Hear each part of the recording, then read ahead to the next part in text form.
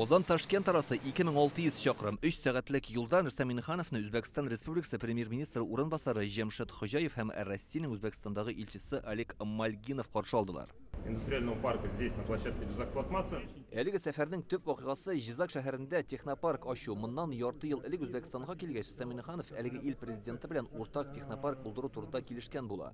Проектны Казанның Химрат җәмгыяте белгечләре ярдәм белән тормышка ашыралар. Президент Республики Узбекистан Шавкат Миронович Мирзиёев поддержал идею создания второй площадки технопарка в городе Жизак. Сегодня мы открываем эту площадку, работу над которой идет та же команда, что и работает технопарк Исерчик. Монда 36 резидент компания урнаштырып булачак. 1100 кешегә эш урыны бар. Проектка Үзбәкстан һәм Татарстан резидентлары 60 миллион доллар инвестиция керткән. Бу технопарк Үзбәкстанда эшләүче чит ил компанияләре сәнәгатен берләштерү, аларга уңайлыклар булдыру, үзара кооперацияны ныгыту максатыннан булдырылган. Килүче резидентларга җир кишәрлекләре һәм корылмалар арендага бирелә.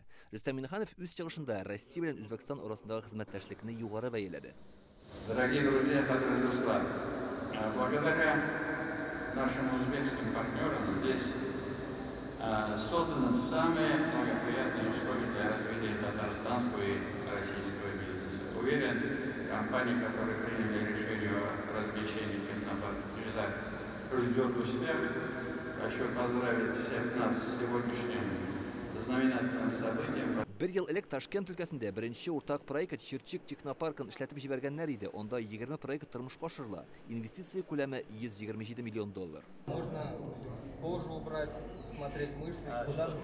Да, это вот дополнительная реальность. Татарстан рәисе Жизак шәһәрендә Казан федераль университеты филиалында ачылган медицина белеме үзәге белән дә танышты. Рустам Миннихановка заманча җиһазларны күрсәтәләр. Ул студентлар белән уралашты.